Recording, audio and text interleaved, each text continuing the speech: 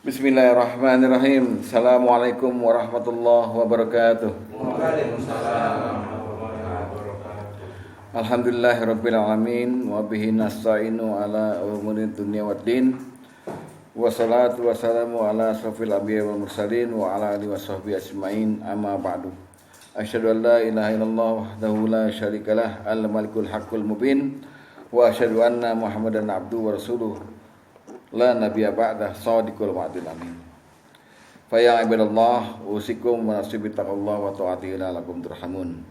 Ma'asyiral muslimin wa sunnatul mu'minin rahimakumullah, sahabat iman, mari sama-sama kita memanjatkan syukur kepada Allah Subhanahu wa taala atas berkat rahmatnya kita masih bisa hadir pada malam ini untuk dalam rangka kita sama-sama menjalankan kewajiban thalabul ilmi untuk bekal kita menghadap Allah nanti. Semogalah apa yang telah kita capai pada malam ini Allah menyampaikan ridhonya pada kita. Amin ya rabbal alamin. Malam ini kita membahas masalah kezaliman bagian 4, yaitu khusus membahas masalah fazulmul ibadi ba'dhum ba'dha hatta yudabbiru li ba'dihim min ba'di. Kezaliman yang judulnya kezaliman yang tidak akan dibiarkan oleh Allah. Ini kezaliman bentuk ketiga. Bentuk pertama dulu kita membahas kezaliman yang tidak diampuni Allah, tidak diampuni. Yaitu bentuknya apa? Syirik. Udah jelas semuanya. Lalu kezaliman kedua adalah kezaliman yang diampuni oleh Allah, yaitu kezaliman seorang hamba terhadap lalainya dia menjalankan kewajiban perintah Allah dan melanggar larangan Allah. Ya kan ya? Jadi seorang hamba yang dinamakan menzolimi diri sendiri. Yang kedua ya. Jadi zolimun li nafsi, zolimi diri sendiri, melanggar perintah Allah dan sebagainya. Ini Allah bisa ampuni. Nah, kesatu dan kedua, stressingnya masalah ampunan. Kezoliman yang tidak diampuni, kezoliman yang diampuni. Nah, yang malam ini kita membahas kezoliman yang tidak dibiarkan oleh Allah. Jadi bukan masalah ampunan nih, kezoliman yang dilakukan oleh seorang hamba yang kezoliman itu tidak akan dibiarkan oleh Allah. Nah, ini definisinya oleh Rasulullah dinamakan fazulmul ibadi ba'dhum ba'dha hatta yudabbiru li ba'dihim min ba'din. Yaitu kezoliman seorang hamba kepada hamba lainnya.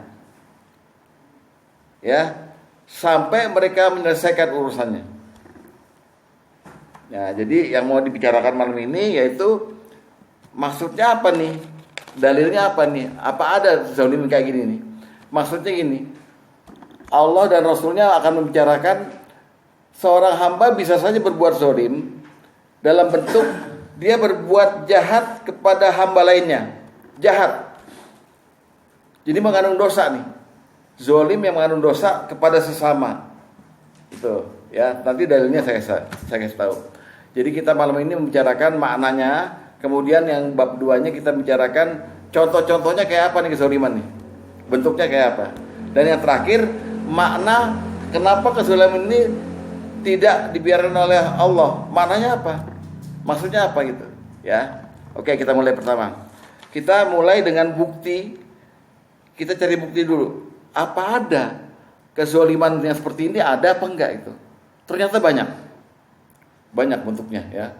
Pokoknya semua perbuatan kita seorang hamba kepada hamba lainnya yang di situ ada dosa, ada kesalahan. Ya, apa membunuh, apa segala macam semuanya itu, ya. Itu namanya kezaliman. Nah, bukti bahwa fakta bahwa kezaliman seperti itu ada. Mari kita lihat. Kita buka surat Shad, surat 38 ayat 21 ya. Buka dulu surat Shad, surat 38 ya, ayat 21. Saya bacakan lalu saya terjemahkan ya, baik-baik ya. Wahal ataka nabaul khasmi istasawwarul mihrab. Dan adakah telah sampai kepadamu berita orang-orang yang berperkara ketika mereka memanjat dinding atau pagar. Jadi gini, ada 2 orang datang ke rumah Nabi Daud. Nabi Daud lagi di mihrab. Mihrab tuh kayak private room, bentuknya bundar kayak menara gitu. 2 orang ini manjat. 2 orang ini manjat ke atas. Nabi Daud kaget. Wah, ada 2 orang nyusuk kayak maling gitu. Lalu orang ini bilang, jangan takut. La takhaf, jangan takut. Kami 2 orang yang lagi sengketa, berperkara, khosmani namanya, berperkara 2 orang ini. Satu dari kami menzolimi yang lain. Mereka ngaku. Maka putuskanlah olehmu. Anda jadi hakim. Perkara saya begini nih, saya berperkara. Salah satu dari kami menzolimi yang lain. Bagho namanya, menzolimi. Nah, ya, terus diceritain sama dia.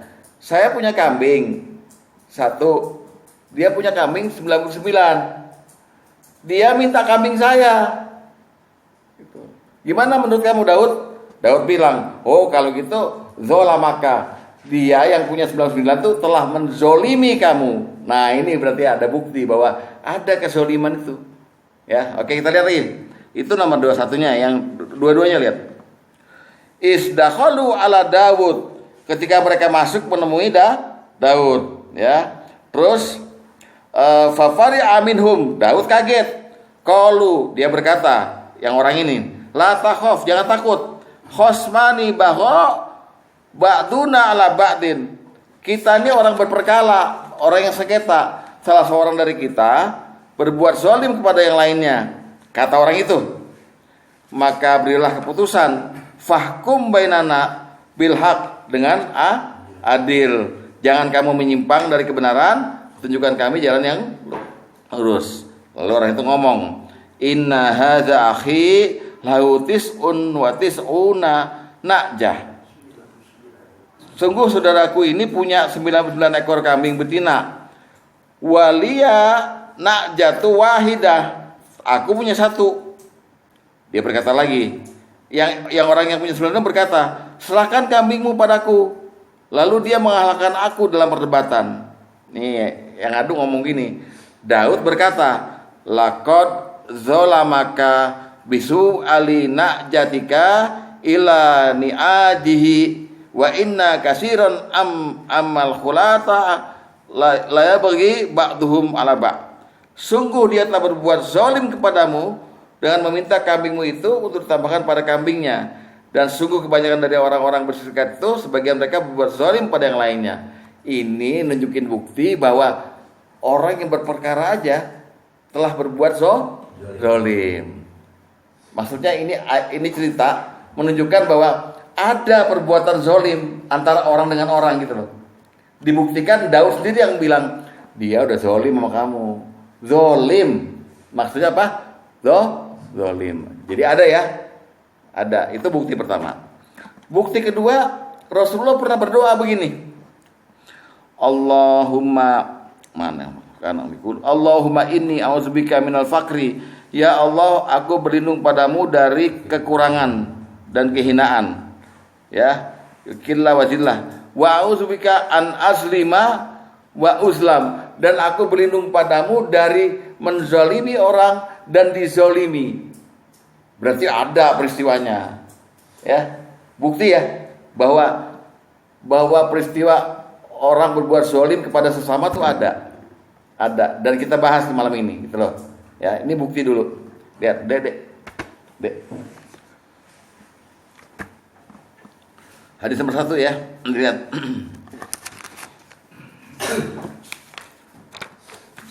Jadi saya tegakkan kajian zalim ini dengan dalil dulu pertama, bahwa kezaliman antara hamba dengan hamba itu ada dan nyata gitu loh, melalui peristiwa Nabi Daud tadi ya.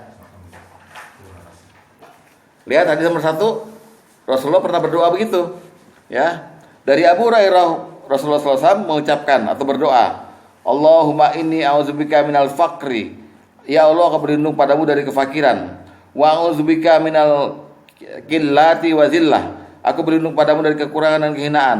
Wa a'udzubika an aslima au uzlam. Dan aku berlindung padamu dari melakukan kezaliman atau dizolimi. Berarti ada kan? Ya, ada peristiwanya ya.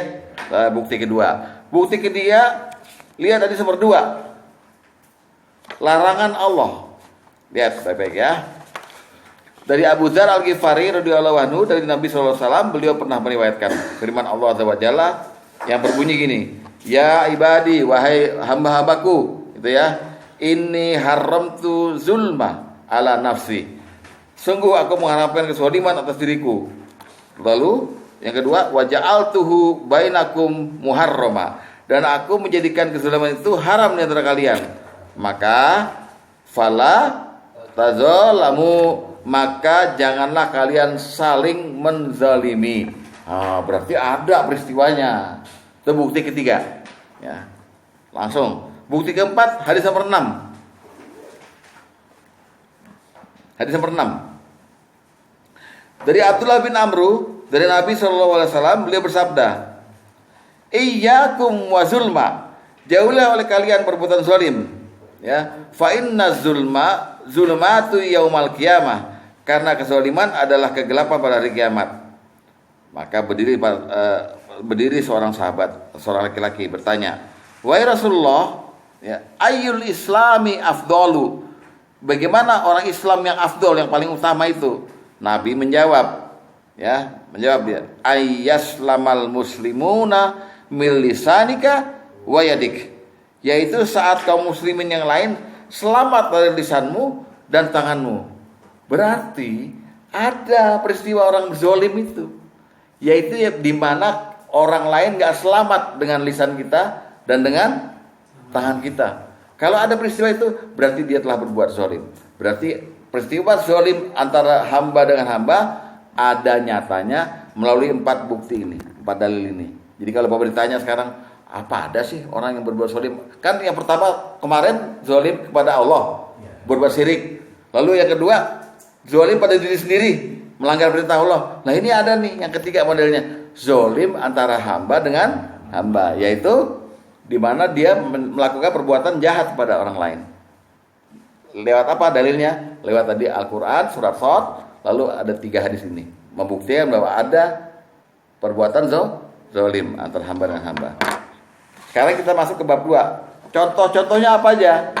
Contohnya kita bagi 3. Perbuatan zalim seorang hamba pada hamba lainnya tuh mungkin saja, mohon maaf, kita pernah melakukan ini. Ya, dibagi 3. Pertama melalui lisan dulu. Melalui lisan ya.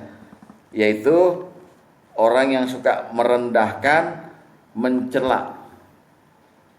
Merendahkan dan mencela. Ketika dia melakukan ini pada orang lain, maka disebut dia telah berbuat zalim pada orang lain.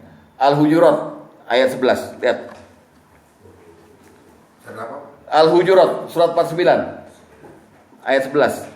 Ini bentuk zalim yang pertama ya, zalim yang kepada orang lain. Ayat berapa? 11, Pak. Lihat ya. Ya ayyuhalladzina amanu la yashar qaumum min qaumin. Hai orang-orang yang beriman, janganlah sekumpulan kaum laki-laki merendahkan kumpulan yang lain. Boleh jadi yang ditertawakan itu lebih baik dari mereka.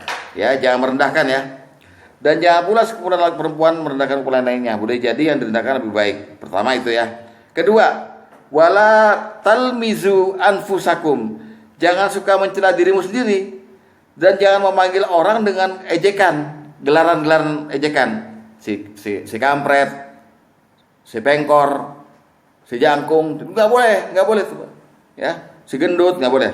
Seburuk-buruknya panggilan adalah panggilan yang buruk sesudah iman. Barang siapa yang bertobat, maka mereka itulah orang-orang yang zalim ya. Nah berarti pertama contohnya adalah orang yang suka mencela aja. Apa yang dicela? Orang nggak salah dicela juga. Ada duda artinya orang yang nggak punya istri, nggak kawin, padahal masih seger, dicela. Giliran dia kawin sama yang mudaan, dicela lagi. Jadi orang tuh tukang nyela. Nah ini nggak boleh. Ketika dia mencela, maka dia termasuk orang yang zalim.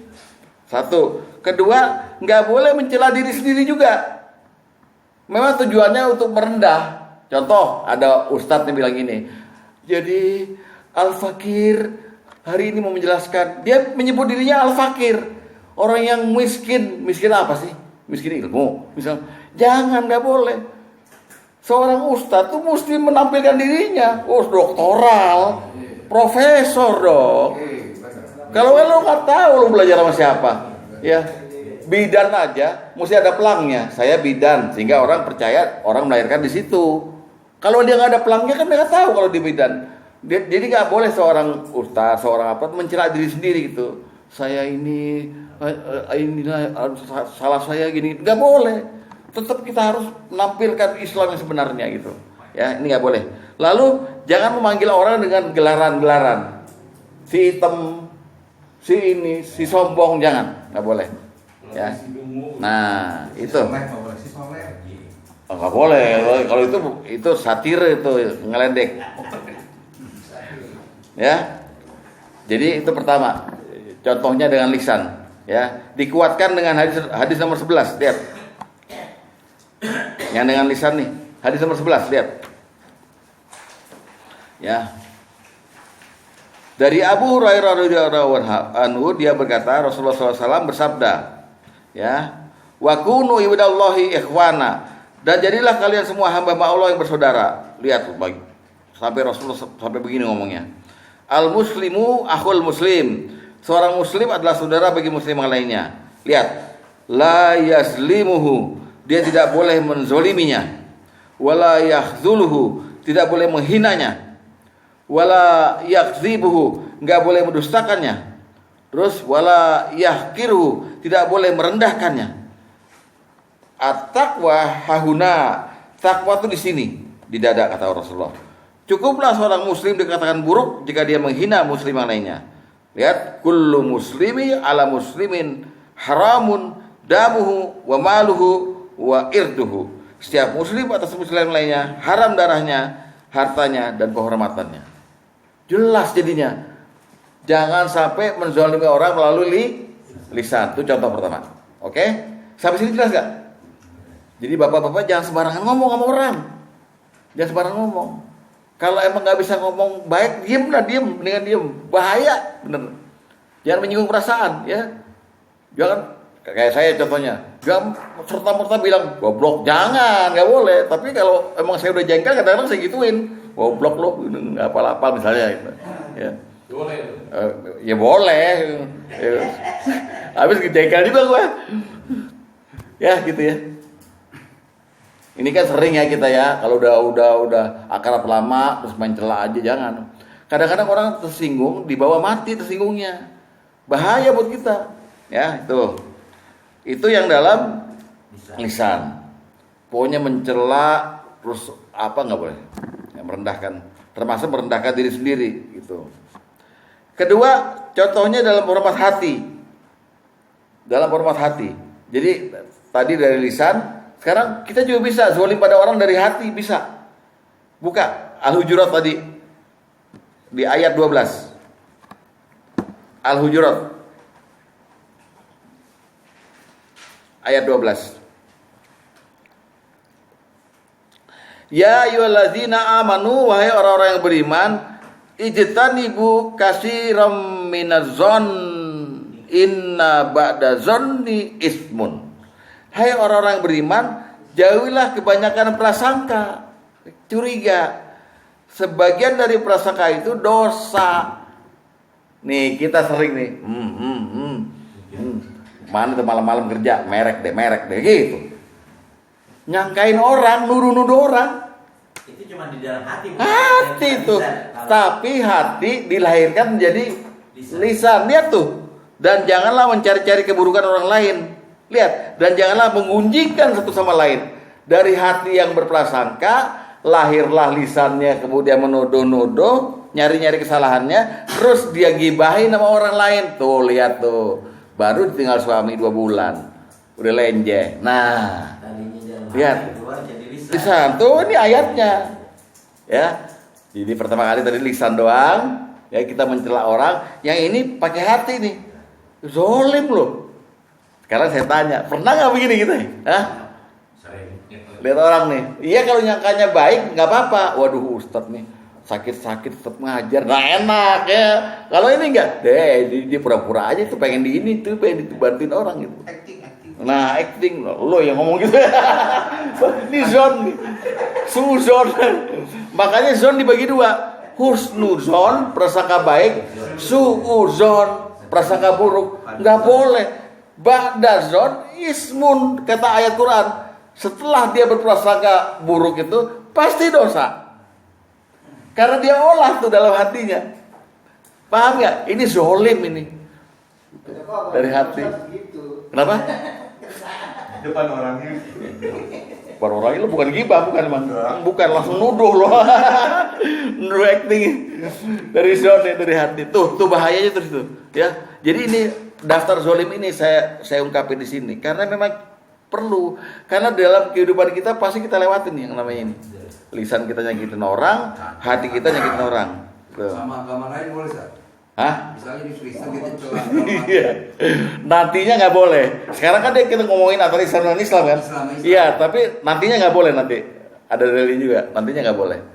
Pada semua orang nggak boleh gitu. Jadi kita mesti tetap menegakkan husnuzon ditegakkan dulu pertama kali gitu. walaupun jadi bercandaan ngobrol nggak boleh. Iya, boleh lah kalau bercanda lah. Maafin. Memang yang ya sekarang lagi orang-orang buat nuklir kita masih meributkan masalah ijazah palsu. Iya. Nah, itu sujud dan ini Jokowi Imam itu apa ada perlingannya hukum gimana?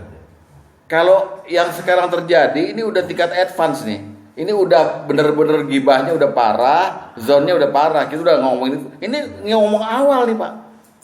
Kalau kita ketemu sama orang, kita kan ada mengambil kesan dari orang itu kan. Misalnya saya ketemu Pak Karim pertama kali, Pak Karim mungkin nggak bisa senyum, maka apa yang ada di dalam hati kita itu prasangka pada Pak Karim. Apa nih orang pendiam, apa nih orang sarap, orang marah, kita nggak tahu. Tapi kalau kita mau jengkel juga lihat mukanya, langsung kita bilang, wah nih orang emang jahat kan. Nah udah tuh mulai zon. Inna ba'da zona ismun, kata Allah. Pasti hatimu kotor kalau udah zon, gitu loh, dosa. Nah itu zolim, ya. Iya, dosa. Lihat hadis nomor 9. Bagaimana hati itu bisa menimbulkan hal-hal sesudahnya yang lebih bahaya. Lihat hadis nomor 9. Ya. Dari Abu Hurairah dari Nabi sallallahu alaihi wasallam beliau bersabda, "Iyyakum wazon fa inna zonna akzabul hadis." Jauhlah berburuk sangka, karena berburuk sangka adalah seduh-sedusnya pembicaraan. Lihat seterusnya. Lihat ya, baik-baik. Janganlah cari-cari aib orang lain dan janganlah cari gara-gara. Gara-gara hati berprasangka, gara-gara dimulai. Kalau orang Jawa bilang goro-goro tuh loh, yang mulainya gini. Nah, goro-goro dimulai tuh. Dalam bumi goncang ganjing klak-klak, ya kan? Iya, itu goro-goro tuh, Pak. Paham ya? Wah, ini mulai lagi awalnya dulu ngaji dalang nih. Ya, itu dari hati yang pertama. Dari hati yang kedua, lihat An-Nisa ayat 32. An-Nisa ayat 32. Ayat 1. An-Nisa ayat 32. Apa kata An-Nisa ayat 32? Wala tatamannau ma faddalallahu bihi ba'dakum ala ba'din. Dan janganlah kamu iri hati terhadap apa yang dikaruniakan Allah pada sebagian kamu lebih banyak dari sebagian yang lain. Sampai situ aja. Cukup itu aja. Jangan kamu sekali-kali iri hati ngelihat orang yang rezekinya lebih banyak dari kamu. Pak Luli ganti mobil. Wah, ini pasti nih lagi dapat lotre pewarisan nih. Mulai zonnya timbul nih. Zonnya timbul, mungkin dia ngibri kali ya. Apa dia ini kayak ngepet babi. Mulai macam-macam kita tuduhin sama dia. Lalu kita pengen supaya dia juga hancur. Lu jangan kaya-kaya dong. Kalau perlu rezeki lo pindah ke saya. Itu namanya dengki, hasad. Nah itu termasuk zolim. Orangnya mah nggak berasa, kitanya yang jadi dosa. Dan kita dosanya tuh ngecap ke dia. Jadi kita dicatat sama Allah punya dosa kepada Pak Luli. Padahal kita cuma dari hati tuh. Nih larangannya, itu zalim juga. Coba Bapak, makanya paling mulianya orang Islam kalau ngelihat harta orang lain istighnahu anin nas. Nggak perlu saya. Emang rezeki dia. Itu dong. Lihat Pak Tom bawa Camry, bawa Mercy. Ya urusan dia. Ntar pas bayar STNK kan dia yang pusing. Wah STNK gue gede banget, dia yang pusing. Ya misalnya gitu kan. Paham ya Pak ya? Iri aja nggak boleh. Itu kayak penyakit yang apa? Ain apa tuh yang Iya. kayak gitu ya, penjelasannya kayak gitu ya. Oh. Jadi kalau orang Jawa bilang kita hidup tuh sawang sinawang, saling perhatikan. Tapi kita nggak boleh nyondro orang gitu, terus nyangka nyetempel dia dengan itu koruptor tuh, nggak mungkin. Berapa sih gaji Indosemen? Ya kan? Kok dia bisa begitu? Manfaatnya Anda begitu apa itu? Selain dalam hati itu hanya urusan kejelekan orang aja gitu. Nah, nih, ya. Nah, sehingga Islam menghukum orang-orang yang punya hati dengki itu, dia zalim itu dengan menghapus semua amal dia yang pernah dia lakukan yang baik-baik. Sekali orang dengki ini, saya dengki nih sama Pak Sugeng, maka amal baik saya yang dulu saya lakukan hapus. Dengki lagi, hapus. Kan repot. Enggak cabut capek juga. Makan. Hadis nomor 3. Belum, jauh itu nanti. Nanti. Hadis nomor 3. Dari Abu Hurairah bahwa Nabi SAW bersabda, iyyakum wal hasad. Jauhilah oleh kalian dengki. Fa innal hasada ya'kulul hasanati kama ta'kulun narul hatab. Karena dengki dapat memakan kebaikan seperti api memakan kayu bakar. Hilang pahala Bapak gara-gara dengki. Termasuk orang dengki itu orang yang kepengen ngambil harta kita. Jadi makanya Jibril bilang sama Rasulullah, syarifal mu'min qiyamuhu bilailihi, ya kan? Kemuliaan seorang mukmin adalah dia tahajud di tengah malam. Terus wa izzuhu, dan kewibawaannya istighnauhu anin nas. Dia tidak mau harta orang lain. Kalau dia mau harta, dia usaha. Tidak usil dan tidak minta. Itu hebatnya. Jadi Islam dan itu mendidik orang untuk menjadi dirinya sendiri gitu loh. Jangan timbulkan hati ini iri, zon dan sebagainya. Ya. Cemburu termasuk dengki nggak? Termasuk.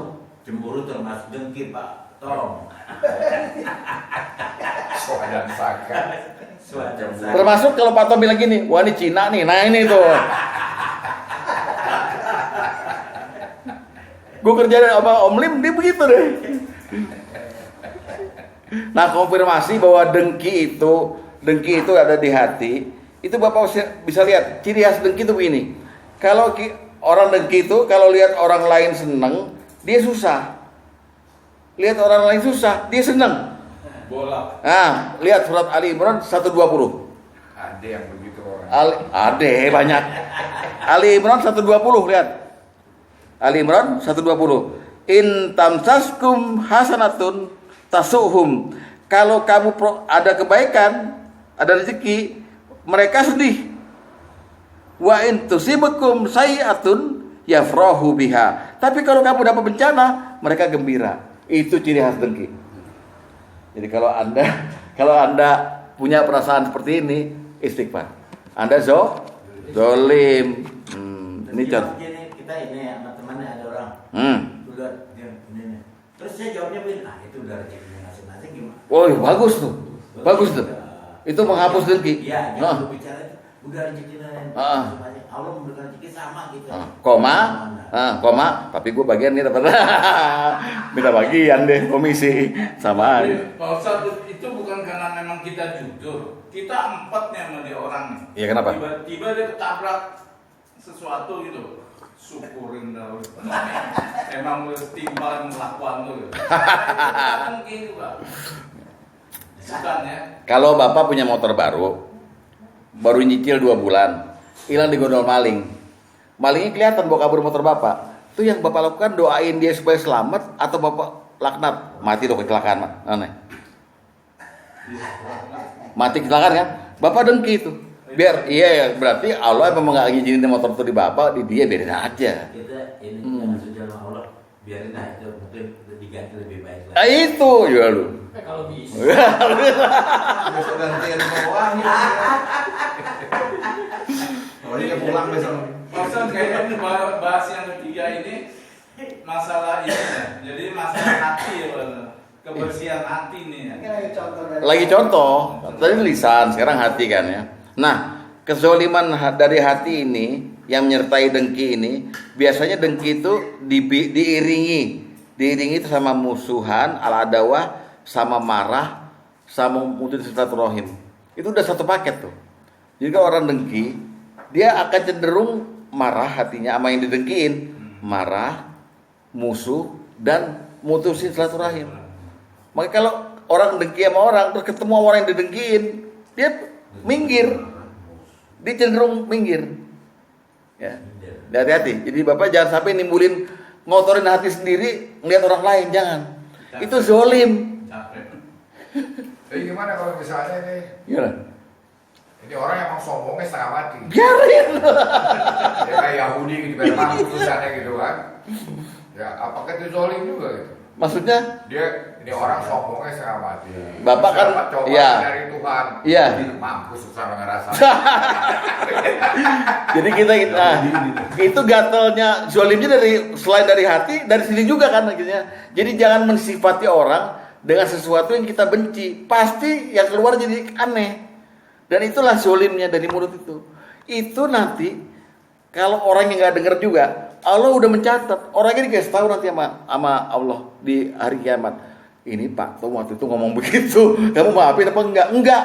Dipindahin deh pahalanya ke situ. Rugi. Pak Ustadz, yang Jadi nggak ada pengecualian. Nggak ada pengecualian. yang Pak maksud terhadap Yahudi yang sekarang nindas Palestina. Mampus tuh. Kan lagi gempa gitu ya. Itu ajab Allah itu. Baik. Rasulullah. Kayaknya nggak mau ngakuin dosa. Nggak apa-apa. Rasulullah bagaimana marahnya kepada orang-orang Bani Mudhar ketika mereka membunuh semua ustadz-ustadz yang Rasulullah kirim kan. Sampai di kunut Rasulullah melaknatkan, laknatlah Bani Mudhar, laknat apa itu. Lalu turun Ali Imran 128 kan. Urusan mengazab urusan aku. Aku ampuni apa enggak bukan urusanmu. Kata Allah begitu. Berhenti kunut Rasulullah. Itu Rasul yang melaknatmu. Emang ente panitia. Allah suruh stop, diem lu. Bukan urusan lu. Ada motor depan kita ngepot-ngepot begini. Iya. Atau kubrak mah lo mampus. Ngepot Kan sekarang malah mobil patung lagi. Berat. Jadi laknatullah karena Iya. itu kan sebetulnya malaknat juga kan. Iya, tapi kan memang itu diizinkan. Oh. Dalam Al-Baqarah banyak ayatnya. Siapa yang misalnya siapa yang kafir, kemudian dia mati dalam kekafiran, maka laknat Allah turun atasnya. Laknat Allah, malaikat dan orang beriman. Apa itu memang spontan gitu. Tapi ini maksud kita nih secara personal kita pada orang melihat kekayaannya, melihat apa gitu, udah biarin aja. Pak Ustadz, tadinya saya mau nanya nih, kalau baru di hati aja nggak masalah, saya gitu. Iya. Ternyata Pak Ustadz bilang, wah ini mah paket, kalau udah hati begini, outputnya pasti begini. Iya, lihat aja, ya pokoknya. Hadis nomor 12 lihat. Hadis 12. Hadis nomor 12 lihat. Jadi Anas bin Malik, Rasulullah SAW bersabda, lihat. La tabaghadu, jangan kalian saling marah.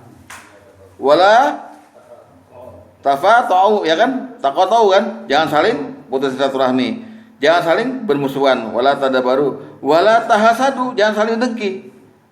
Tidak halal begitu. Jadi itu paket itu. Marah, putus silaturahim, musuhan, lama-lama dengki. Boleh dibalik, dengki duluan, marah sama aja. Hati, ya. Terus Ji, misalnya Ji, Hmm. ada ada kita jawabannya ini biasa loh. Orang kalau saya ketangkap gimana tuh rasanya? Jadi saya bilang ya itu udah sesuai dengan perbuatannya. Apa saya jawabannya begitu sesuai perbuatan. Ya netral biasa nggak apa-apa. Apa makanya, makanya lo jadi orang berbuat yang baik-baik. Udah sekarang Benar-benar nggak ada pengecualian. nggak ada. Bahwa seseorang mau zolimin kita, Iya. kejadian keburukan dari dia. Gimana kan? Nah, lo, makanya lo. Lu jolin Lo dulu. gua begitu sih. Kok tau dia jolin? Bapak Kan nih. kita senang dia dapat kesusahan kan. Ah, Karena di awalnya dia nyusahin kita nggak zolimin. iya. Terus Jadi kita punya apa anggapan atau persepsi dengan keputusan, makanya lo kena dihajar juga sama Tuhan. Nah itu kan mestinya pengecualian dong. Oke. Apa kita harus ya kasihan ya. Padahal kita udah dihajar habis-habisan sama dia dulu. Itu maksud saya ada nggak pengecualian di situ? baik, Bapak simpan dulu pertanyaan ini. Di bab terakhir saya jawab nih. Oke. Dalilnya ada, tenang aja. Cuman konflik. Tapi tetap jawabannya saya bilang nggak ada pengecualian. Ya, nggak ada pengecualian tetap ya. Ntar jawabannya lihat ada dalilnya. Oke, itu udah format hati sama format lisan. Zolimnya kita. Sekarang dalam format perbuatan. Format perbuatan kan ada lisan, ada hati, ada perbuatan. Maka mari kita lihat larangannya. An-Nisa 29.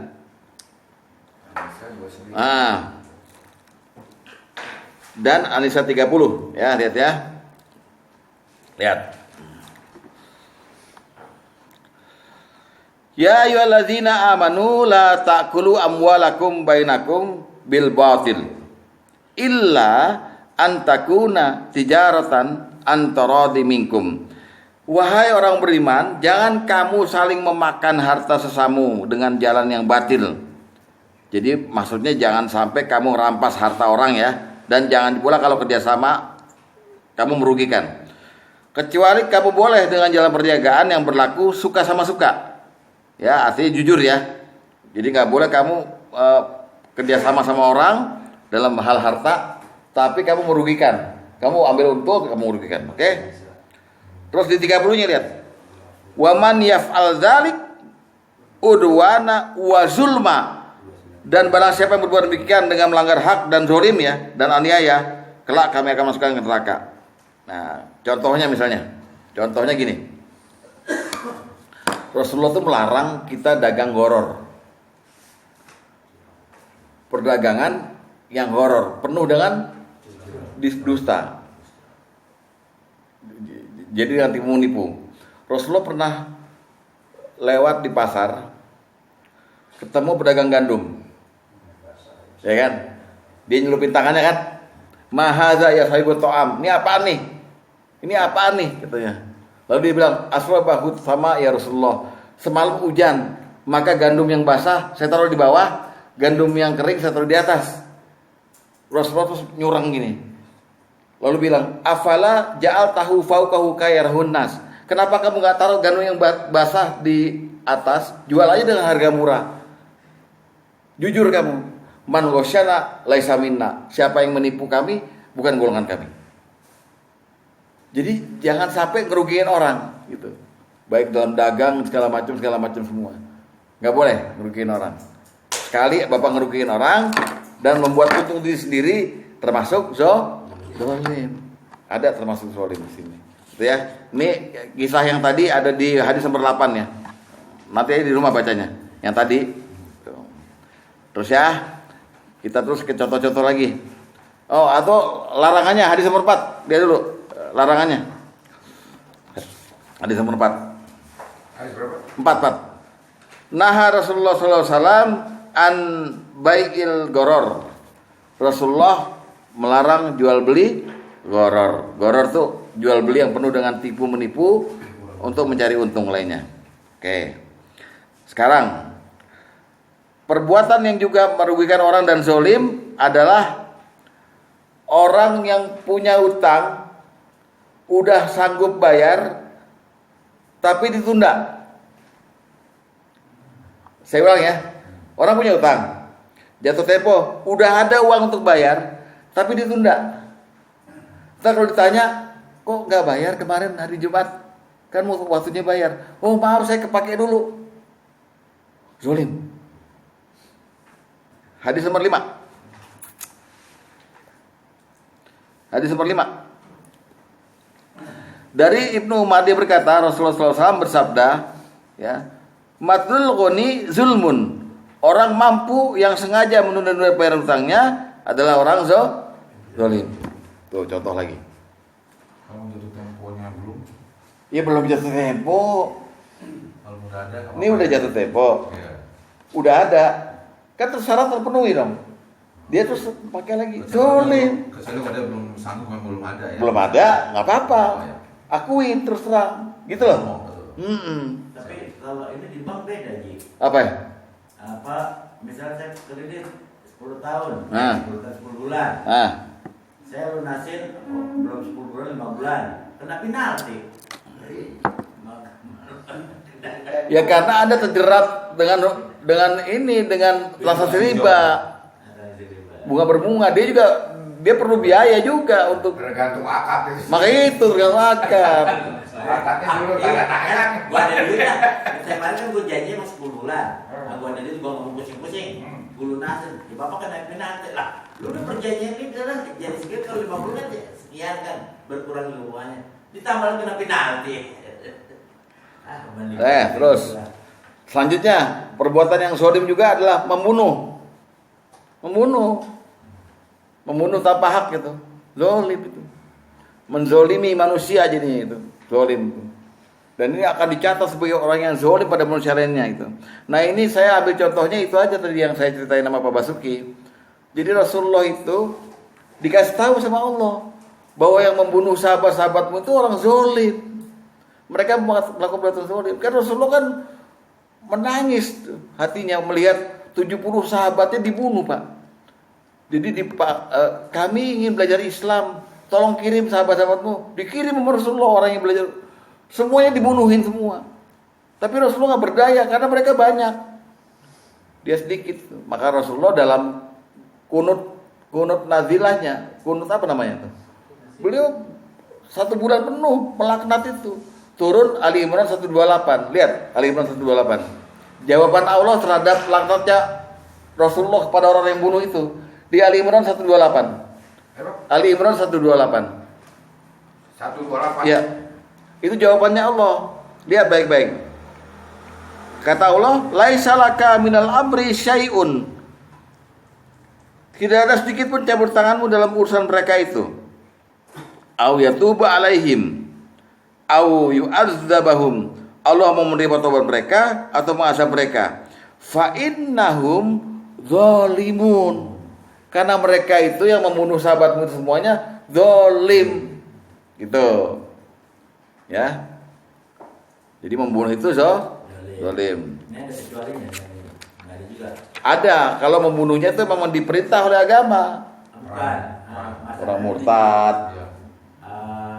Misalnya penodongan gitu. Ya. Ditodongan dia membela diri. Oh, iya. Dia mau kita jago silat lah. Iya. Tiba-tiba orang menghantam, kita gini menghantam diri sendiri gitu. Ah. Nah, dia melukai dengan senjata sendiri. Mati gitu. Mati. Nah kita disebut zalim nggak ya? Kita membunuh dia untuk bela diri aja nggak disebut membunuh, nggak disebut zalim. Nggak. Bela diri itu nggak disebut zalim. Enggak. Sama mati duluan. Iya. Nah ini kan juga hukum ini akhirnya dibela oleh Mahfud MD itu ya, dia berantodok. Ya yang di sana. Iya. Malah dia yang ditahan orang dia lagi mau dirampok gitu. Bela diri kan, yang orang Madura tuh kan. Iya. Lanjut. Kezaliman yang terakhir untuk contoh adalah memutus perkara dengan tidak adil. 4 ini. Contoh aja nih. Contoh yang dalam perbuatan. Yang dalam perbuatan. Memutus perkara dengan tidak adil. Jadi kalau Bapak jadi hakim, jadi orang yang dimintakan apa ya? Kayak Nabi Daud tadi, dimintakan memutuskan perkara mesti adil. Giliran nggak adil, maka Bapak termasuk orang yang zalim.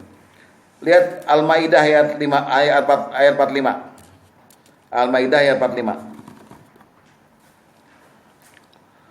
Al-Maidah ayat 45 dari mulai bagian akhir tuh Wa man lam yahkum bima anzalallahu faulaika humuz zalimun. Barang siapa yang tidak memutuskan perkara menurut apa yang diturunkan Allah, maka mereka itu adalah orang-orang yang zalim. Ya. Rugi kan? Jadi misalnya hakim yang disogok, maka orang-orang yang diputuskan perkaranya kan jadi nggak mendapatkan keadilan. Nah orang itu tuh dijalimin sama hakim itu gitu loh. Pak Luli udah ngomong soal hakim ya di situ ya? Udah. Ya. Ayat 5 dari tadi. Ayat 45 bagian terakhir. 45 ya.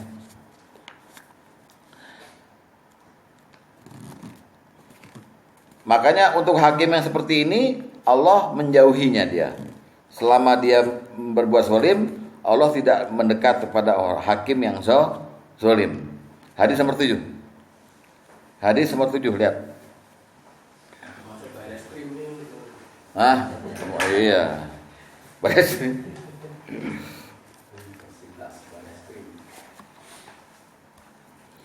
Dari Abdullah bin Abu Aufa dia berkata Rasulullah SAW bersabda, sungguhnya Allah bersama seorang hakim selama dia tidak berbuat zalim. Namun jika berbuat zalim, maka Allah menjauhinya dan setan akan menyertainya. Ya. Nah, semua contoh yang tadi, baik dari hati, lisan maupun perbuatan, itu semua perbuatan zalim seorang hamba kepada hamba lainnya dan tercatat sebagai dosa kezaliman. Ya. Semua contohnya itu dan banyak lagi contoh yang lainnya di Quran maupun hadis ya. Bapak bisa lihat deh. Semua perkara antara manusia dan manusia itu adalah kezaliman. Kalau ada dosa di situ. Perkok. Harus caranya di keluarga aja juga bisa menjolim. Nah ya. Contohnya cukup, maknanya cukup. Sekarang kita masuk bab terakhir. Kenapa kezaliman yang seperti ini dibilang gini sama Rasulullah? Kezaliman yang tidak akan dibiarkan oleh Allah. Maknanya apa? Ya, tidak akan dibiarkan. Dicuekin atau? Tidak akan dicuekin, malah diperhatikan. Perhatikan. Nah, maksudnya apa? Maksudnya bukan dicuekin, makanya dari tadi saya mau tanya. tidak akan dibiarkan, iya. Artinya Allah tidak mencuekin kita. Nggak mencuekin, malah di. Kalau yang pertama dulu kezaliman tidak diampuni, syirik. Kedua kezaliman yang diampuni, yaitu kezaliman terhadap diri sendiri, melanggar. Ini kezaliman terhadap hamba tidak akan dibiarkan oleh Allah. Ternyata dia punya 6 makna. Punya 6 makna. Bayangkan tuh, ya. Maksudnya apa? Allah nggak akan membiarkan kezaliman seperti ini. Ada 6 makna daripada maksud tidak dibiarkan oleh Allah. Ya. Pertama, Allah mensifati keburukan kepada orang zalim ini. Allah apa? Mensifati keburukan. Yang kedua, Allah membuka pos pengaduan. Allah membuka apa? Pos pengaduan. Khusus untuk Pak Tom tadi. Jadi jangan salurkan ke orang itu, syukurin loh, jangan ke Allah. Paham ya? 128 bukan urusan gua. Iya, makanya itu. Kita serahkan ke Allah. Makanya itu. Itu dengan panitia surga dan neraka. Memang berat. Karena kita punya gengsi. Wah, gua dihajar habis-habis. Nggak berlaku hukum kisah di situ tuh ya. Ada, kan? Nanti saya ini dalilnya. Oke. Baru cari celah nih. Ya, jadi pertama maknanya kan Allah mensifati keburukan. Yang kedua Allah membuka apa? Pos pengaduan. Yang ketiga Allah mengirim azab. Pada yang menjolim. Tuh, Allah ngirim azab. Azab. Jadi maknanya nggak dibiarkan. Itu satu, Allah mensifati keburukan. Kedua, Allah membuka pos pengaduan. Khusus untuk yang dizolimin, ya. Yang ketiga, Allah kirim azab. Yang menzolimi. Belum tentu. Allah kirim azab kepada semua. Kepada semua, baik yang dizolimi, yang menzolimi, dan yang membiarkan. Nah, ini lagi itu. Keempat, Allah menunda ampunan. Allah menunda ampunan buat siapa? Buat semuanya. Allah tunda gara-gara ada kesuliman. Allah tunda ampunan. Bayangkan. Yang kemana? Yang keberapa? Kelima. Allah menegakkan keadilan. Nah, Allah menegakkan keadilan. Karena zalim lawannya adil. Ya, jadi pertama Allah mensifati keburukan. Dua, Allah buka pos pengaduan. Ketiga, Allah kirim azab yang buat ini azab. Yang keempat, Allah menunda ampunan. Kelima, Allah menegakkan keadilan. Yuk kita rinci dulu, biar ngerti. Ada 6 apa ada 5? 5. Oh, 5. Tadi kan ngomongnya saya dulu. Oh, 65. Iya, 65. Iya. Dikit salah nggak apa-apa. Diskon. Di kelasnya segitunya ya. Iya, begitu. Kalau dikasih 6 nggak nyampe otaknya. 5 aja cukup. Nah. Kan kalau mulai kan katanya kelima kan. Satu Allah. Allah mensifati keburukan. Apa? Mensifati keburukan untuk orang yang zalim. Ya, yang zalim dia. Kedua, Allah membuka pos pengaduan. Ya kan? Tiga apa? Allah mengirim azab. Oke. 4, Menunda ampunan. menunda ampunan. Menegakkan. Menunda ampunan. 5, menegakkan keadilan. Apa? Menegakkan keadilan. Apa? Keadilan. Menegakkan keadilan. Oh. Nah, Jadi, sidang. Zolim lawannya adil. Yang keempat berlaku. Karena dia maha adil diazab. Azabnya dikirim. Itu yang 5 itu konklusi dari kita ini.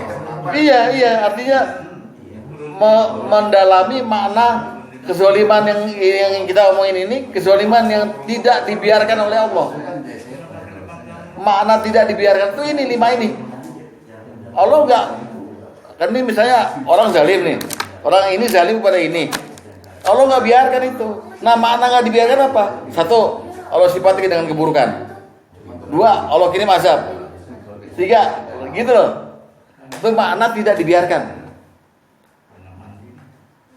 Jadi kasusnya kezaliman antara manusia itu dioperin sama Allah, dioperin banget gitu, sampai ada keadilan buat orang yang dizalimin di akhirat nanti. Jadi jangan main-main Pak abah zalim ini. Lawannya adil. Karena Allah lebih dari baris krim ini, diusut terus sampai tuntas. Gitu. Ya, Dek kalau bagian Dek. Sekarang yang pertama ya. Kemarin Allah mensifati keburukan. Apa? Yang minggu depan 3 malah. Subuh. nih, coba. Jadi sama kemarin juga 2 hadis Pak. Yuk kita lihat. Allah mensifati keburukan.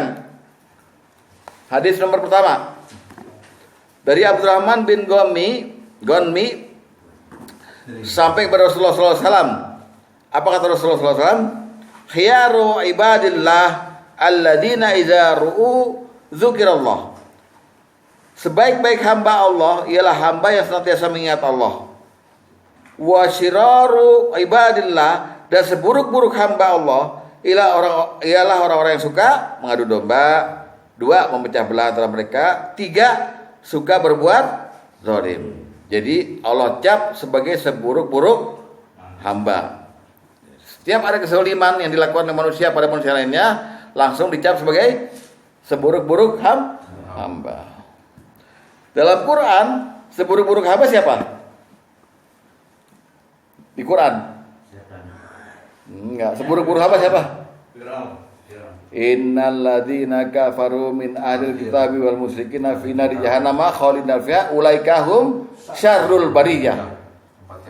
Orang kafir dan orang musyrik dari ahli kitab. Sehingga seburuk-buruk hamba yang berbuat zalim sama kedudukannya dengan orang kafir dan musyrik dari ahli kitab. Hati-hati lo, sama lo levelnya mereka kalau zalim. Itu dulu. Nomor 1, diri Allah mensifati keburukan. Once seorang hamba berbuat zalim pada yang lainnya, semenjak itu dia dicap oleh Allah sebagai seburuk-buruknya hamba. Hamba yang buruk di sisiku. Hamba yang buruk. Serem nggak Pak? Ini udah kacau, ini baru pertama udah kacau. Nomor 2, Allah membuka apa? Pos pengaduan. Hadis nomor 7. Apa kata Rasulullah? Ittaqi da'watal mazlum. Takutlah kamu terhadap doa orang yang terzalimi. Lihat, fa innaha laisa bainaha wa bainallahi hijab. Karena doanya orang terzalimi langsung sampai pada Allah tanpa ada penghalang. Bapak ceritanya nyela orang nih. Anjing misalnya gitu. Orang tuh nggak terima. Dia ngomong sama Allah. Ngomong sama Allah, ya Allah, aku dihina sama Pak Sugeng gitu. Langsung loh Allah dengar. Karena orang yang terzalimi ada di sisi Allah. Langsung Bapak kesabar petir loh. Jeder. Gara-gara orang itu nggak terima dan langsung berdoa minta supaya Bapak dibales. Hati-hati. Ini pos pengaduannya langsung nih. Nggak ada hijab. Bukan tadi jawab ke ini jangan langsung, jadi mengadu dulu. Nah itu dia. Pak Toto udah ngerti deh. Tapi juga sama itu Pak Ustadz. Apaan? Kita doain orang sabar petir nggak tahu mampus deh. Kita nggak doain seperti itu, cukup kita bilang aja, saya terhina ya Allah. Oh kagak. Makanya dari Pak Ustadz sabar petir. Iya kali Allah bilang. Kan ini pos pengaduan. Dan Allah dan Rasulullah bilang antara orang yang terzalimi dengan Allah nggak ada hijab, nggak ada prosedur lagi dicatat malaikat, langsung Allah dengar gitu. Karena terzalimi dia. Makanya kata Rasulullah, ittaqi da'watal mazlum. Takutlah kamu terhadap doa orang yang terzalimi. Jadi bilangnya gini tak, Apa? kalau komen saya tadi, ya Allah biar mampus ya. Boleh. Ya Allah ya. Allah Rasulnya gitu. No comment doa Yahudi nih. Tetap ada Allah nih. Ya pokoknya no comment lah. Ya jelas posnya dibuka sama Allah. Allah dengerin. Dan ini antiknya gini, bukan hanya nggak terhalang, kata Rasulullah, doa orang yang teraniaya tidak ditolak oleh Allah. Tidak ditolak. Lihat hadis nomor 11. Dari Abu Hurairah dia berkata Rasulullah SAW bersabda, 3 orang yang tidak akan ditolak, la turaddu da'watuhum, doa-doanya. 1, imam yang adil. 2, orang yang berpuasa hingga berbuka. Dan 3, doa orang yang terzalimi, da'watal mazlum. Lihat, Allah akan mengangkat doa-doa mereka di bawah naungan awan pada hari kiamat. Pintu-pintu langit akan dibuka untuknya. Seraya dia berfirman, demi keagunganku, sungguh aku akan menolongmu meski setelah beberapa saat. Artinya, kalaupun seolah-olah kayak gak dikabulin, tapi Allah janji pasti kamu akan dapat keadilan. Saya simpen doa kamu. Jadi pos pengaduannya dibuka, Pak. Jangan takut, jangan ente sendiri yang bilang, nah syukurin lo, jangan gitu. Udah dendam banget, kayaknya dengki deh. Ya. Tapi jangan lu berbawa pada Allah, orang dijolimi, bilang dijolimi. Nah sekarang jawaban buat Pak Iskandar. Ternyata rumus ini nih, pos ini berlaku juga untuk orang non muslim yang terzalimin. Walau kafiran, kata Rasulullah. Jadi takutlah kamu pada doa orang teraniaya, orang terzalimin, walaupun dia kafir. Allah dengar. Hadis nomor 2. Hati-hati nih pos pengaduan nih. Ya Pak Iskandar ya. Dari Anas bin Malik dia berkata Rasulullah SAW bersabda, takutlah kalian terhadap doa orang yang terzalimi. Lihat, wa in kana kafira, sekalipun dia kafir, karena doanya itu tidak terhalang. Jadi jangan sembarangan mentang-mentang kita benci sama orang Kristen mau celah aja gitu. Yesus, wah, nggak boleh. Udah gue kita lagi. Oh lain. Hati-hati nih lisannya. Jadi Allah buka apa? Pos pengaduan yang dijamin oleh Rasulullah, tidak terhalang dia mau ngomong apa terserah pada Allah dan akan dicatat sebagai doa yang dikabulkan. Kita belum tahu. Jangan ditolak doanya. Kalau kafir dan udah gedek sama orang kafir lebih susah ya ini. Ya. Ikhlas ya nggak susah. Bukan yang walau kafirat, bukan yang kafir yang terzalimi. Maksudnya walaupun yang doa itu kafir statusnya, bukan Islam, tetap Allah dengar gitu. Makanya hati-hati jangan mencela orang di luar Islam juga. Jangan menzalimi orang luar Islam. Ya, jadi rumusan ini tuh berlaku universal. Kita nggak boleh sembarangan sama semua orang gitu. Kalau kafir yang memusuhi Islam, Ya ngapain sih kita? Kecuali frontal boleh. Frontal boleh. Kalau nggak kasusnya ini Ji, Siapa? Buas Kenapa bos? yang bilang ada salib itu jin apa dia bilang? Nah, terus? Itu kan apa? Ya memang ada hadisnya apa yang di itu semua dalam jin. Ya kita husnuzon sama Ustadz Abdul Somad. Dia ngomong itu ada dalilnya lah. Ada dalilnya. Masa dia zolim? Betul. Nggak mungkin kan? Dia mengucapkan pasti tahu ada ini ya kan. Dan juga dia bilang bukan di halak di Ya. dalam masjid yang memang dihadiri oleh ini. Udah? Itu nomor 2 ya. Jadi pertama Allah mensifati keburukan, bahwa orang yang berbuat zolim langsung Allah cap sebagai seburuk-buruknya makhluk. Kamu makhluk yang buruk, kamu udah zolim. Maksudnya Allah nggak biarkan Allah cap itu, tapi Allah tetap bilang gini, kalau kamu udah selesai urusannya, kamu balik lagi ke makhluk yang baik gitu. Jadi Allah nggak biarkannya seperti itu, tetap dicap buruk. Yang kedua tadi apa? Allah membuka pos pengaduan. Hati-hati nih yang nomor 2 nih, karena kalau udah ditampung doanya orang-orang yang kita zolimin dan dikabulkan, kitanya yang ini goyang, dibalas sama Allah. Yang Nabi juga dilindungi ya. Dilindungi melalui berbagai saksi kan? Iya. LP3I. Ya. Yang ketiga, Allah mengirimkan azab. Nah, azab ini bisa Allah kirimkan kalau kezoliman yang terjadi itu tidak ada yang menangani. Pihak satu zolim kepada pihak 2, pihak 3 melihat, pihak 3 bilang urusan dia dah. Nih di RT 3 rumah Pak Sugeng nih, perang nih, Bu Tari mau Pak Sugeng nih, lutang pecah piring gitu. Pak Sugeng bilang, gua bunuh lo semuanya, gua terhina sebagai polisi gini. Yang di luar bilang biarin aja, ketoprak lagi main duduk. Totori terbunuh. Nah, kalau ada posisi begitu, ini yang zolim sama yang dizolimin sama yang membiarkan kezoliman, Allah kirim azab semuanya. Azab merata semua kena. Hati-hati. Kenapa? Karena ada pembiaran. Gak ada solusi itu. Hati-hati. Buka surat Al-Anfal ayat 25. Al-Anfal ayat 25.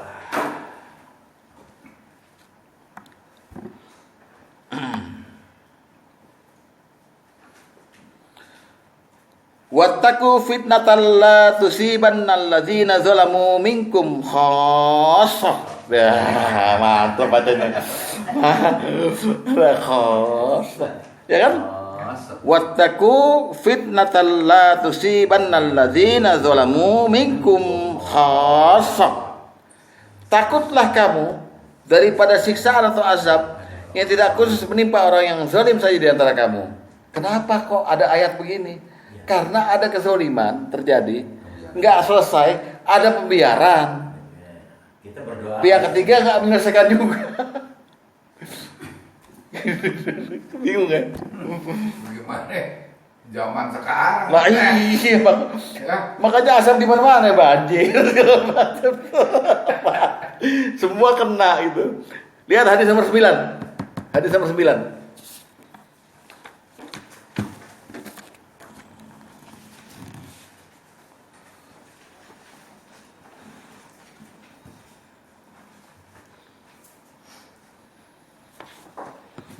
Dari Abu Bakar As-Siddiq, dia berkata, hai manusia, tentunya kalian sering membaca ayat ini ya.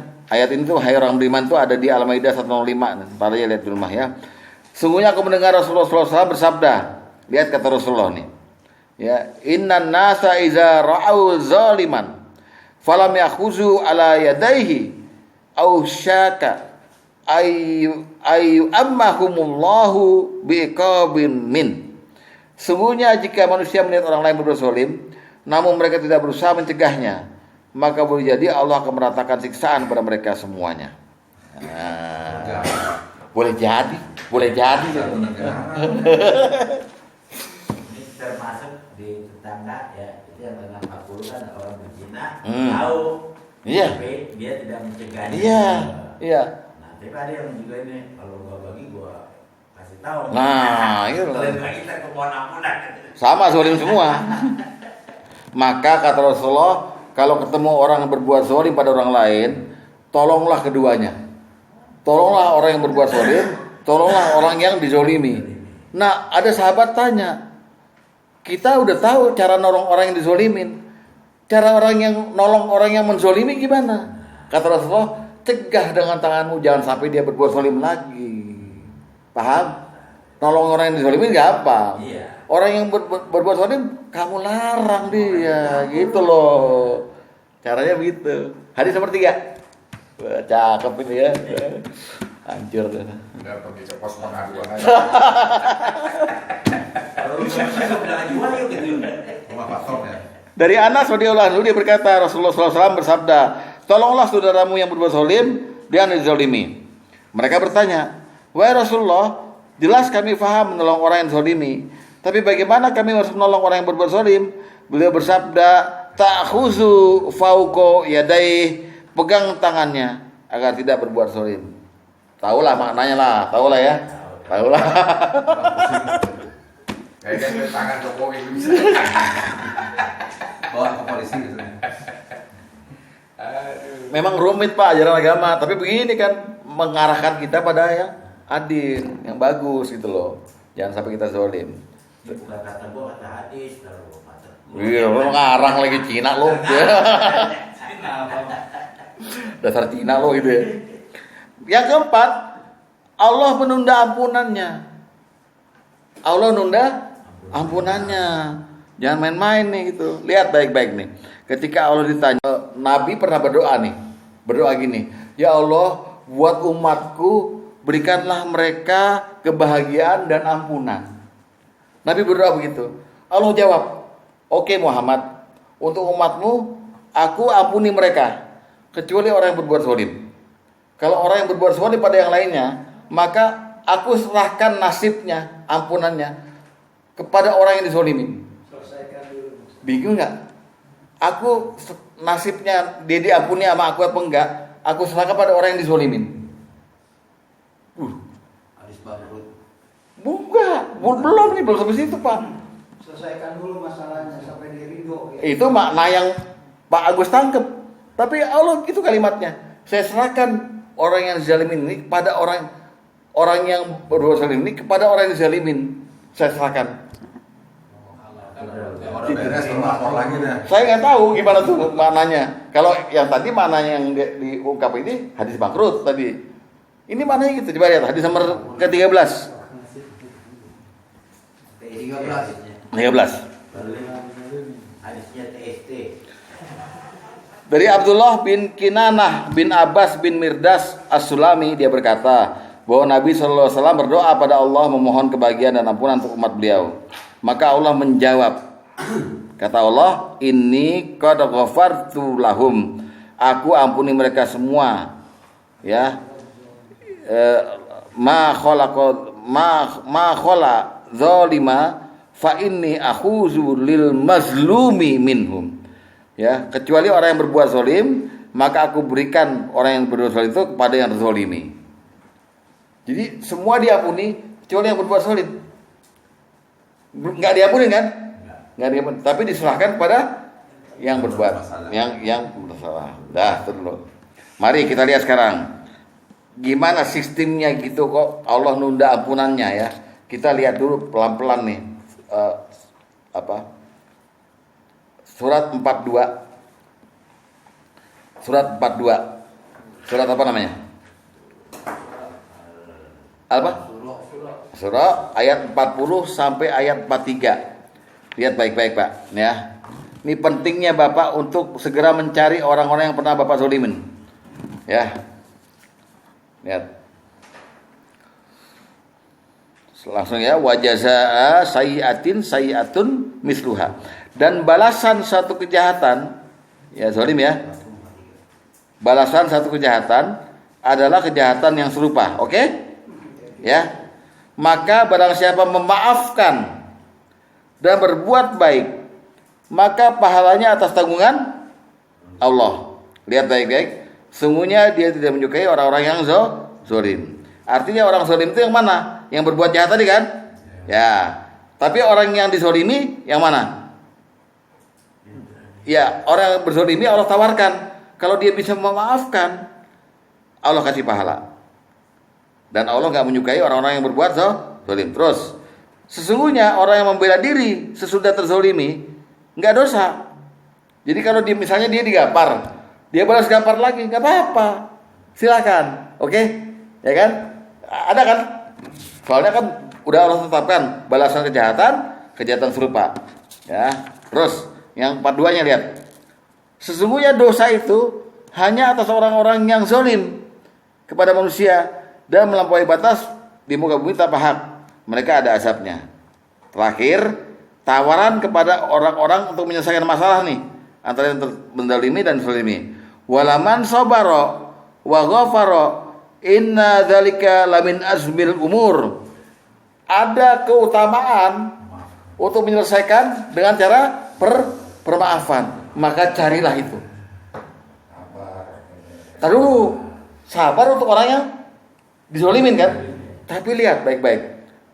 Anda yang menzolimi harus mencari sampai dapat permaafan supaya clear.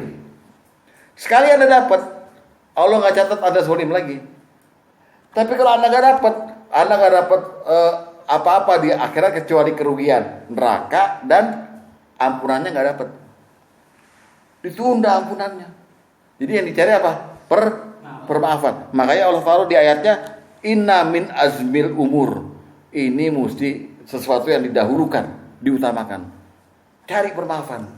Dan permaafan itu harus didapat oleh dua pihak. Karena gini, karena orang yang menzolimi kadang-kadang kan benar dia merasanya benar, sehingga dia pasti mencap buruk terhadap orang yang dizalimin. Dan itu perlunya apa? Ketika dia masih merasa benar gitu, maka dia harus bisa memaafkan supaya dendamnya hilang. Bayangkan tuh. Min asbil umur. Pentingnya permaafan. Makanya ketika Anda ada masalah dengan orang nih, Anda menzalimi, dia terzalimi. Selama ini masih belum beres, sampai hari kiamat Anda berstatus dimurkai Allah dua-duanya. Kemurkaan Allah ada pada dua orang ini sampai hari kiamat. Sementara sampai hari kiamat, sampai Anda meninggal, Anda berbuat baik, naik haji segala macam gitu. Bagaimana? Nyampe gak pahalanya itu berdampingan dosa Anda dimurkai Allah? Itu problemnya, makanya dibilang menunda ampunan. Karena masih murka Allah. Lihat, hadis nomor 8. Hadis nomor 8.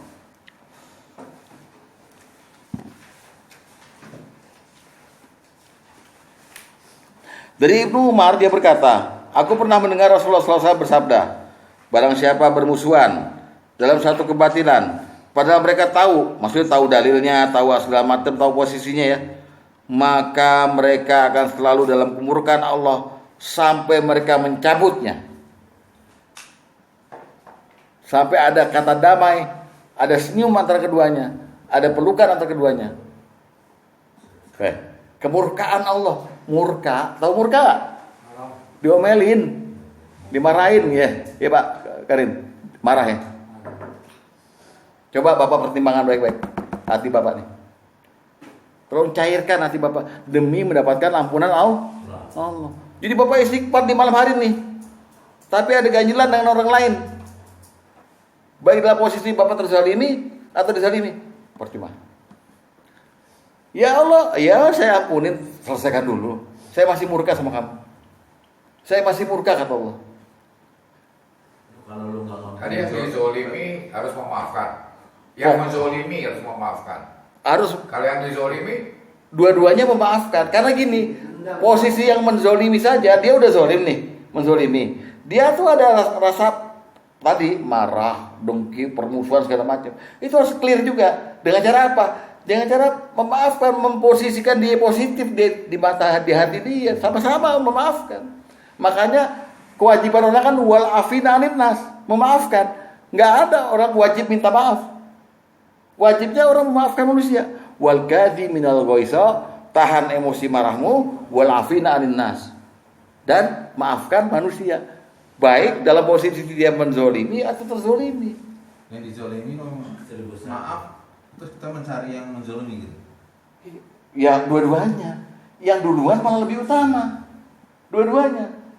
Karena gini loh, dalam posisi orang bermusuhan, al-adawah, godok wal adawah, nggak ada yang benar. Nggak ada yang benar. Terus yang dizolimi tadi, yang menzolimi nggak minta maaf kepada yang dizolimi. Terus apa tindakan yang dizolimi? Memohonkan ampun dia sama Allah. Ya. Pokoknya gini. Malah Rasulullah pernah didatengin orang. Ya Rasul, saya sudah minta maaf. Orang itu tidak memberi maaf. Kata Rasulullah, diamkan. Berbuat baiklah kamu kepadanya. Tapi kamu udah clear. Tugas kamu udah clear. Kamu udah memohon maaf. Mohon loh. Arti orang yang memohon maaf tuh sekaligus memaafkan sebenarnya. Dia tuh memohon maaf sekaligus juga memaafkan sebenarnya. Karena memaafkannya cukup kita sama Allah. Ya Allah, aku maafkan kesalahan dia zolimi. Iya. Jadi memaafkan yang paling utama. Orang yang belum minta maaf udah kita maafkan. Itu paling utama. Nggak perlu ketemu. Syukur ketemu lebih baik lagi. Jadi clear. Wal afina anin nas. Maafkan manusia. Hebat Islam. Jadi kita doakan sama Allah, ya Allah maafkan dia pernah menzalimi aku. Iya. Dan aku memaafkan dia. Iya. Biar nggak ada dendam ya. Bersih banget Itu selalu lo melaksanakan memang susah. Terus terang, jangankan saya saja punya gengsi, Pak. Kalau saya ada dalam posisi benar, kemudian saya harus menyelesaikan clear dengan orang yang salah sama saya gitu. Saya juga punya gengsi. Tapi apa boleh buat? Demi kita dapat ampunan Allah. Kalau kita nggak clear, Allah bilang murka. Saya murka sama kamu. Kamu minta ampun sama saya. Saya ampunin, tapi tunggu sampai kamu selesai masalahnya. Kapan? Terlalu mati. Itu yang orang normal gitu. Nah kalau yang ini nggak ada normal gimana ini? Apanya? Yang ini dipukul kan orang nggak normal. Saya udah maafkan. Tapi dia merasa gimana? Loh, maaf ya, ini saya bukan untuk ria. Ini saya kasih makan kok, saya empanin secara rutin si Anung. Setelah saya pukul, saya empanin secara rutin. Saya panggil, saya kasih, marah gitu ya. Ini buat kamu udah sana aja. Nggak ada masalah gitu. Yang penting clear. Jadi saya udah melepas negatif dia. Dia pun nggak tahu kepada saya kalau dia PA ya nggak udah terserah dia. Maksudnya gue katanya PA, nggak mungkin gitu kan. Jadi kita ke pos pengaduan aja nih, Pak. Pos pengaduan. Pos pengaduan. Jadi dia si A ngezolimin B. Iya. Si B nggak harus bilang gue maafin lo, nggak usah. Iya, nggak usah. Allah aja bilang ya. Iya bilang aja. Aku maafkan. Wah, itu lebih bagus. Ya Allah, ampuni dia gitu. Iya. Cukup gitu. Cukup begitu. Nah, nanti urusan dia dengan Allah yang nanti di bab terakhir nih nyari keadilan kan, gitu. Karena tadi kan ada di ayat berapa itu bahwa Allah nggak nerima melaknat itu urusan gua dia bilang. Iya. Orang kafir, kafir sekalipun. Iya, walau kafir. Jadi ini begini Pak, hubungan antara manusia dan manusia itu sensitif. Jadi gini, Allah melihat gini, semua ini makhluk saya. Tidak boleh ada yang saling menzalimi tadi gitu. Karena Allah bilang, saya mengharapkan kesaliman atas diri saya sendiri. Maka janganlah kalian saling berbuat zalim. Saya harapkan juga. Itu tegas tuh Allah. Dalam artinya, setiap ada kezaliman, Allah tersinggung. Kamu kok menghina makhluk saya? Gitu loh. Paham? Yang ini ternyata nggak kasih maaf. Allah marah lagi sama dia. Kamu dizalimin, tapi kamu nggak maafin. Jadi tetap ada mesti ada dua pihak ini yang membereskan sampai Allah nggak murka lagi. Makanya Bapak cari cara. Masing-masing beda mungkin. Cari cara supaya clear dengan orang lain. Nanti matinya enak. Karena ada juga, ini Pak ada hadis ya. Saya kurang hafal Arabnya. Siapa yang masih ada menyimpan kebencian pada orang lain, dia tidak akan mati sampai dia sama sifatnya seperti orang itu. Man ro'adzam. Pokoknya gini. Misalnya gini, saya tuh mengecap Pak Karim ini orang yang inilah omongannya nggak enak ini. Maka kalau saya belum minta maaf atas ucapan saya ini, gitu ya. Padahal Pak Karim nggak tahu nih. Saya pernah mencela Pak Karim. Saya belum minta maaf. Allah kasih sifat Pak Karim itu ke saya dulu sebelum saya mati. saya jadi orang yang seperti itu gitu. Kan rugi kita.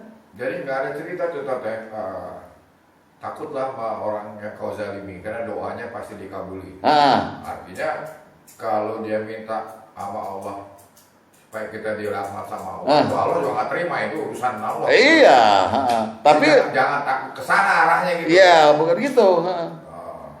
Tapi bagaimana kita clear Allah ampuni, itu aja yang jadi tujuan kita. Gitu loh. Ya. Itu inventarisirnya susah juga. Kayak ada audit internal. Nah, udah itu. Kalau audit internal itu namanya muhasabah, munasabah, segala macam. Iya, menghitung diri. Inventarisir orang yang pernah menzalimi. Berapa orang yang pernah menzalimi dan dizalimi? Iya. Iya. Berarti kita ingat-ingat ya, ini. Tapi sebelumnya ya Allah. Makanya ada doa yang awal tadi, hadis pertama, ya, lembaran pertama. Aku berlindung padamu dari menzalimi dan dizalimi. Jadi maksudnya itu mencegah juga dan juga membereskan yang dulu-dulu gitu loh. Aku minta perlindungan padamu ya Allah dari menzalimi dan dizalimi. Itu doa dibaca, bukan cuma buat dia dibaca juga ya. Nah, keunggulan kita kalau kita mementingkan bermaafan ini ada 4 keunggulannya. Jadi kalau kita mementingkan mencari maaf nih, ini maaf nih barang langka nih, ya maaf barang langka. Jangan sampai ada al-adawah. Wa kunu ibadallahi ikhwana, kata Rasulullah. Jadilah kamu hamba-hamba yang bersaudara. Ini kan berat nih tantangannya, ya. Kita kadang-kadang cuma di permukaan doang, di TPA, di masjid ini kita bisa bersaudara. Begitu di luar kita ketemu, ya udah gengsi-gengsian gitu. Tapi jadilah bersaudara. Nah, untuk itu jangan ada permusuhan sama sekali. Nah, makanya kita cari permaafan sekarang. Sekecil apapun permaafan kita cari. Ada 4 keunggulan kalau kita bisa menemukan yang namanya permaafan ini. Ya, pertama, kalau kita udah nemuin maaf orang dari yang kita zalimin atau kita yang dizalimin atau berbuat zalim, maka pintu ampunan Allah kebuka buat kita. Terbalik kita. Terbalik kami yang tadi gitu. Tadi kan itu udah ampunannya. Iya. Sekarang dibuka itu ampunan. Pintu ampun dibuka. Lihat hadis nomor 10.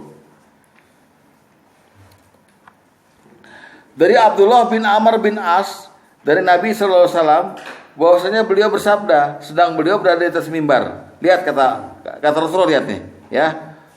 Irhamu turhamu. Dan kasihilah niscaya kalian akan dikasihi. Waghfiru wa yaghfirullahu lakum, dan maafkanlah niscaya Allah akan mengampuni kalian.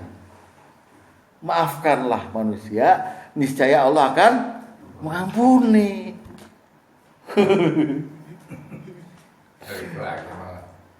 Yang artinya Muslim berserah diri.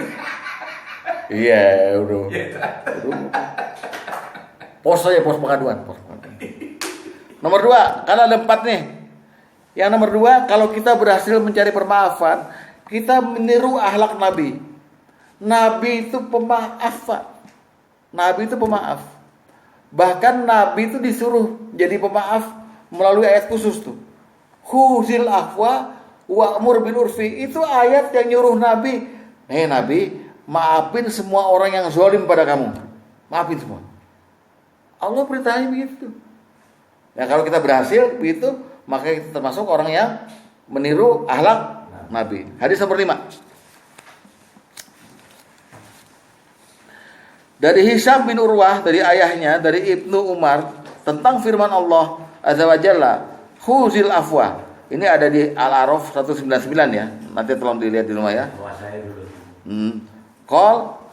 Maka berkata, amarallahu Nabi sallallahu alaihi wasallam an yakhuzal afwa fi akhlaqin nas. Allah menyuruh Nabi sallallahu alaihi wasallam untuk memaafkan berbagai perangai yang dilakukan manusia terhadapnya. Jadi maafkan semua, maafkan. Ustadz ngomong misalnya, goblok, maafin. Dia nggak menerima, maafin ya.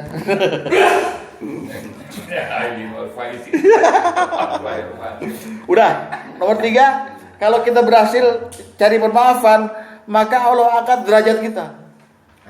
Mengangkat derajat kita. Derajat diangkat. Tinggalnya di bawah. Hadis nomor 12. Dari Abdurrahman bin Auf dia berkata Rasulullah SAW bersabda, tidaklah seorang hamba memaafkan kezaliman karena mengharap ridha Allah. Lihat ya, tidaklah seorang hamba memaafkan kezaliman karena mengharap ridha Allah, terkecuali Allah akan mengangkat derajatnya dengan permaafannya itu. Makanya nyanyi ya, waktu itu Poli. Katakan Salahku, Salahku. bom. Oh iya ya, mengapa tidakkah kau maafkan? Mengapa aku bertanya itu ya, benar. Ya, yang terakhir, kalau udah dapat permaafan dari orang, bapak dosa zolimnya, jadi Allah hapus. Nih maaf nih, bapak misalnya ngambil duit orang, ngelampas. Terus bapak minta maaf, kembaliin duitnya gitu. Nih dosa mencurinya Allah hapus, gara-gara dapat permaafan, gitu loh. Ya, ngerti? Karena enak. Tapi kalau nggak dapat permaafan, nanti double di sana, berurusan dengan orang yang bapak zalimin dan berurusan dengan dosa mencurinya oleh Allah, gitu. Dapat hukumannya. Paham ya? Lihat hadis nomor 4. nomor 4. Hadis 4. Dari Abdullah bin Amr bin As bahwa Rasulullah SAW bersabda, hendaklah kalian saling memaafkan dalam masalah hukuman had yang terjadi di antara kalian. Sebab jika had telah sampai padaku, maka wajib untuk dilaksanakan. Jadi sebelum bapak bawa ini ke hakim, ke Rasulullah atau ke hakim, maka saling maafkan aja. Selesai. Had tuh hukum pidana. Hukum pidana, mencuri, mukul segala macam tuh. Sebelum dikisos, bawa ke hakim, udah saling memaafkan aja. Selesai beres. Udah, hukumannya hilang. Ngerti? Nah, itu yang nomor 4, terakhir.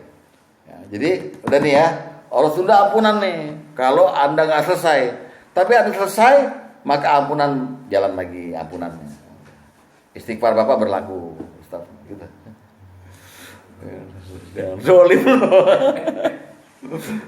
Kalau enggak lebih saya dulu istighfar 100 juga pasti ditunda. Nah, terakhir Allah menegakkan keadilan tanpa menyertakan orang yang dizolimin. Gini, kata Rasulullah gini, barang siapa yang pernah berbuat zolim kepada saudaranya, pada orang lain, maka hendaknya hari ini dia minta kehalalannya. Maksudnya dia minta permaafan gitu. Halal ya, halal. Sebelum jatuh hari di mana nggak berlaku dirham dan dinar, tapi berlaku, nah ini sistem keadilan Allah nih yang berlaku nih. Ya, semua kezalimannya akan diganti oleh Allah dengan kebaikannya. Lo zolim sama dia, pahala lo sini, pahalanya nih 1 pluk masuk. Ternyata orang yang dizolimin masih banyak, pahalanya udah habis, dosa orang ini pindah. Tuh, alias bangkrut. Jadi kata Rasulullah, siapa yang pernah zolim pada saudaranya, hari ini sebelum Anda mati, maka mintalah kehalalannya. Kalau enggak, sistem Allah bekerja, sistem keadaan Allah bekerja. Tanpa orang ini nuntut, Allah yang menggerakkan supaya pahala Anda habis dikuras. Lihat hadis nomor 6. Hadis nomor 6. Dari Abu Hurairah radhiyallahu anhu, dia berkata, Rasulullah SAW bersabda, siapa yang pernah berbuat zalim terhadap kehormatan saudaranya atau terhadap sesuatu apapun yang merupakan milik saudaranya itu, hendaklah dia meminta kehalalannya, ya, pada hari ini di dunia, sebelum datang hari yang ketika itu tidak bermanfaat dinar dan dirham. Lihat, in kana lahu amalun salih, ya, jika dia tidak melakukannya, ya, maksudnya enggak apa-apaan, maka nanti pada hari kiamat bila dia memiliki amal soleh, akan diambil darinya sebanyak kezalimannya.